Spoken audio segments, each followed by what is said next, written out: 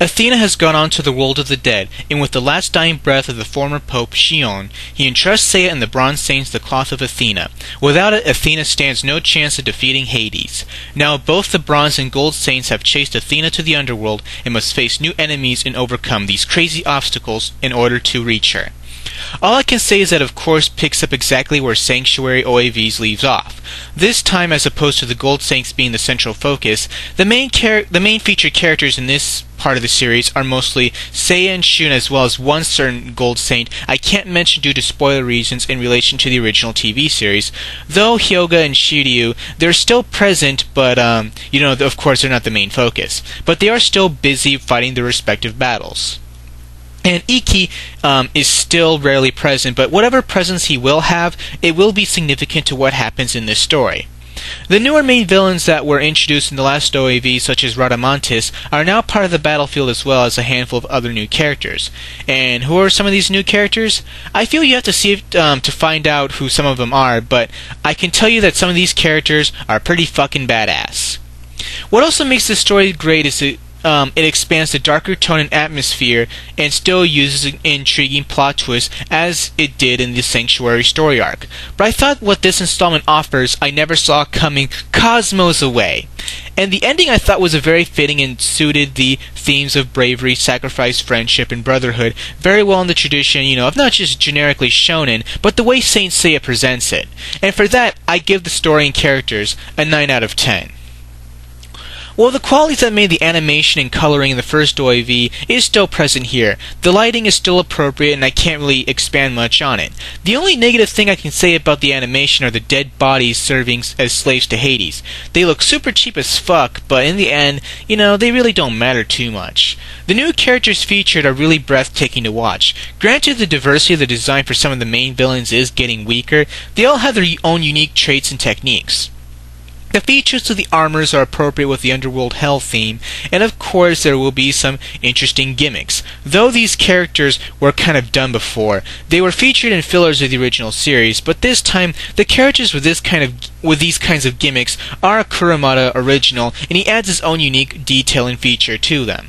The quality of the action is still pretty awesome, and the moves that will be demonstrated by the newer characters are very cool, and the namings are kind of weird, but it's one of those instances where such bizarre English phrasing can be pretty cool. And I still carry on my 9 out of 10 for art and animation in this OAV.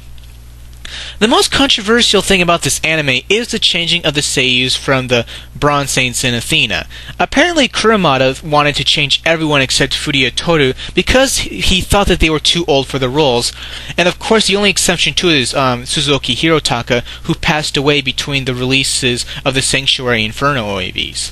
I heard he originally wanted to change Shun's original voice actor, Horikawa Ryo, first. Furuya Toru wanted everybody to say bored, and he decided to quit since nobody was gonna go on with him. The fans were very angry about this and tried to petition to Kurumada to not go with this change, but it got severe to a point where Kurumada actually got his legal team to speak on behalf of him to accept the changes and why they had to make these changes. As for the "they were too old" excuse, I think it's flat out stupid. Furuya Toru still plays 15-year-old Amuro in the newer Gundam games and so on, and Horikawa Ryo I still thought did an excellent job in playing Shun in the Sanctuary chapter.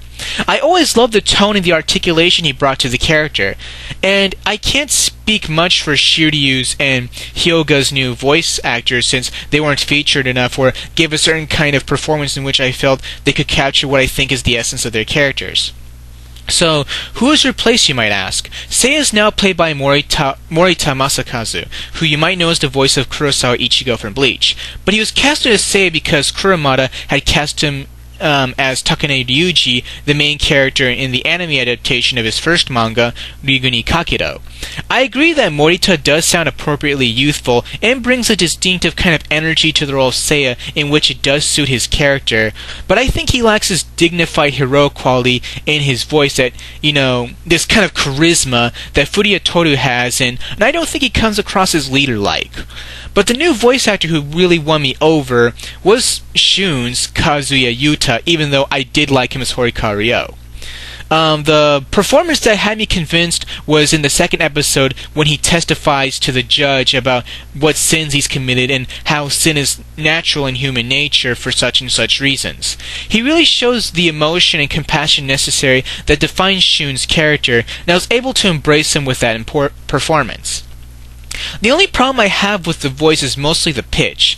It's soft but yet still a little too high, while with the original performance by Horikawa Ryo, it has this, low voice where it can still distinct that he's a man despite his very feminine appearance. Another performance I liked was Konishi Katsuyuki as Iki. I thought he captured the character well in his own way by being the lone wolf who sticks out with being the, hey, I do things my own way kind of guy. The new opening theme featured is Megami no Senshi by Marina Del Rey, who also sings Asue no Toshi, the opening theme to Ringu ni Kakero. The brief church organs that open the song is very dark and gets you hooked in the same way that the opening guitars of Saint Seiya's TV series Pegasus Fantasy does. But then after that, the guitars start playing and then you see the saints running at the title screen in the background, and, it gives you something that lives up to the original theme song.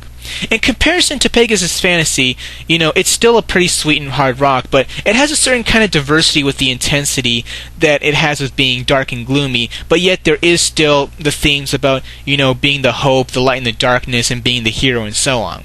The imagery, the panning, and the sound effects that go with the panning just add so much to it, and I thought the quality sometimes makes me argue with myself of which is the better theme song between Megami no Senshi and Pegasus Fantasy. So the opening theme itself is an instant winner if you didn't like the changes to the original Seiyu cast. The background music is actually pretty much still the same from the last OAVs in the TV series, and whatever I had to say about that, that you can just see my previous reviews for. And so I'm going to end this part with a review of a 9 out of 10 because, the OAVs, the new voice actors, just don't live up to the original ones, though I think they do pretty good. And this OAV will have you pumped up for the next one, and is the true ending to the original manga of Saint Seiya. If you want plot twists, and you got what I think is one of the best plot twists in anime history. And for that, I give Saint Seiya Hades Inferno chapter an overall score of a 9 out of 10.